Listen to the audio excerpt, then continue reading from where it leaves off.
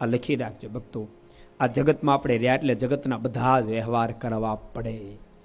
તમે ગ્રસ્ત છો, તમારા બાળકોને ભણાવવા પડે, ગણાવવા પડે, ઉંમર લાયક થાય પરણાવવા પડે, વડીલોની સેવા કરવી પડે, બધું જ કરવું પડે. પણ આટલું કરીને મરી જવું એ જીવનની ફળશ્રુતિ નથી.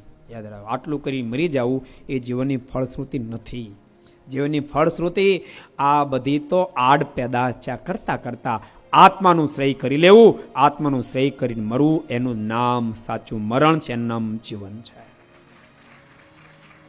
બાકી તો જ્યાં સુધી સ્વાર્થ છે ત્યાં સુધી આ દુનિયા સંબંધ રાખવાની, સ્વાર્થ પૂરો થતાની સાથે દુનિયા સંબંધ તોડી નાખશે.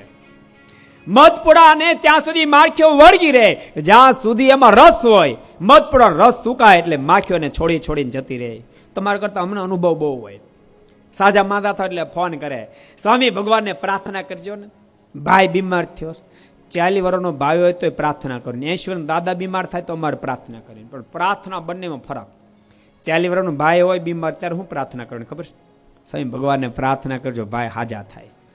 એને 80 વર્ષના દાદાને હું પ્રાર્થના કરવાની હોય? બોલો જી. સ્વામી ભગવાનને પ્રાર્થના કરજો જલ્દી ઠાકોરજી ઉપાડી જાય.